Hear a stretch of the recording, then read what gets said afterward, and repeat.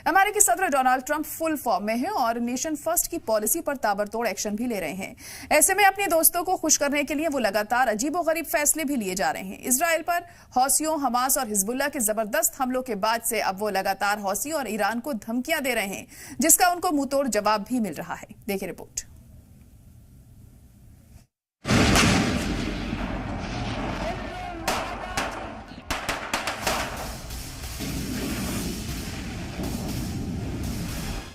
Yemen में हौसियों पर अमेरिकी हमले के बाद कई सवाल उठ रहे हैं। कुछ का मानना है कि अमेरिका मिडिल ईस्ट में लगी आग को खामोश करने की कोशिश में लगा हुआ है, तो कुछ का मानना है कि अमेरिका ईरान को सबक सिखाना चाहता है। हौसी बागी लंबे वक्त से रेड सी में शिपिंग और इजराइल पर हमले कर रहे हैं, जिसके जवाब में अमेरिका ने यमन में भारी बमबारी की है। माहिरीन का मानना है कि अमेरिका की पॉलिसी सिर्फ यमन तक महमूद नहीं है, बल्कि इसका दायरा कहीं ज्यादा बड़ा है।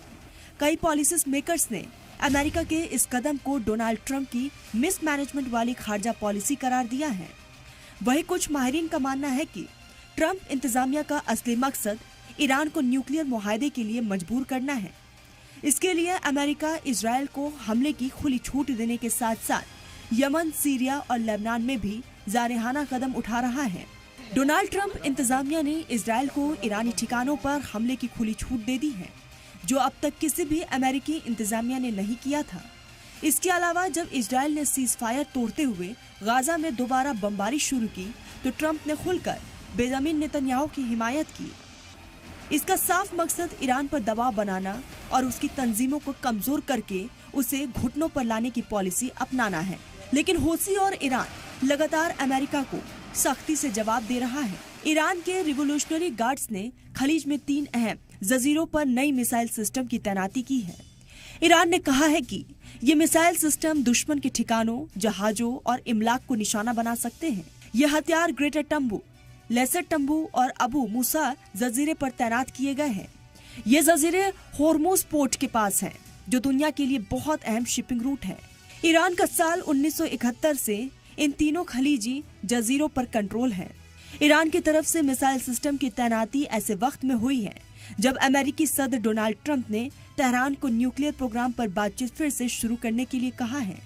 ऐसा न करने पर ट्रंप ने ईरान पर फौजी कार्रवाई की वार्निंग दी है, जिस पर ईरान ने सख्त रद्द अमल जाहिर किया है। ईरान के खलीज में मिसाइल सिस्टम की तैनाती के अलावा अमेरिका ने भी इलाके में अपनी फौजी मौजूदगी बढ़ाई है। ईरान की तैनाती से इलाके में अमेरिका के साथ उसकी तनातनी बढ़ सकती है। एक रिपोर्ट के मुताबिक इस्लामिक रिवोल्यूशनरी गार्ड ने कहा कि हमारी पॉलिसी है कि हम इन जजीरों पर ताकत बढ़ाएं। उन्होंने कहा कि अब हम इलाके में दुश्मन के ठिकानों, जहाजों और इमलाक पर हमला करने में अहल है। इसका मतलब है कि ईरान इन जजीरों को अपनी हिफाजत के लिए इस्तेमाल करने के लिए तैयार है। ईरान का कहना है कि नई मिसाइल सिस्टम 600 किलोमीटर तक किसी भी टारगेट को पूरी तरह से तबाह कर सकती है। इससे ईरान की फौजी ताकत काफी बड़ी है और वो इलाके में किसी भी मुमकिन खतरे को जवाब देने के लिए बेहतर तरीके से तैयार है। अमेरिकी सदर ट्रंप ने हाल ही में ईरान को न्यूक्लियर प्रोग्राम पर बातचीत के लिए धमकी दी है। ईरान के supreme leader Ayatollah Ali Khamenei ने कहा कि अमेरिका की धमकियों से ईरान को कोई फर्क नहीं पड़ेगा। उन्होंने कहा कि अगर कोई ईरान के साथ बुरा करने की कोशिश करेगा तो उसका कड़ा जवाब दिया जाएगा।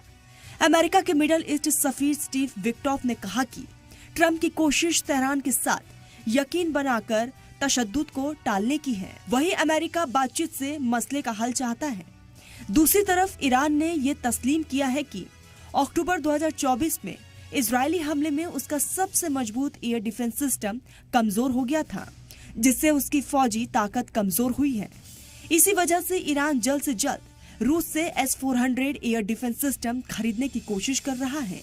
लेकिन रूस पहले से ही सप्लाई चेन की दिक्कत से जूझ रहा है और अभी तक भारत को भी पूरे S-400 डिलीवरी नहीं दे पाया है। ऐसे में ईरान को रूस से झटका लग सकता है। इसके अलावा ट्रंप इंतजामिया ने ईरान पर पाबंदियों को और सख्त करने की प्लानिंग बनाई है। अमेरिका अब चीन को ईरानी तेल की सप्लाई रोकने की कोशिश कर रहा है, जिससे ईरान को अरबों डॉलर की आमदनी होती है। ये तेल ईरान की इकोनॉमी की लाइफलाइन है और अगर इसे काट दिया जाता है तो ईरान को काफी नुकसान उठाना पड़ सकता है। और यही अमेरिका चाहता है कि मिडल ईस्ट में अपने सबसे बड़े दुश्मन को कमजोर करके इलाके पर अपना कंट्रोल बढ़ाया जा सके। ब्यूरो रिपोर्ट, सलाम टीवी।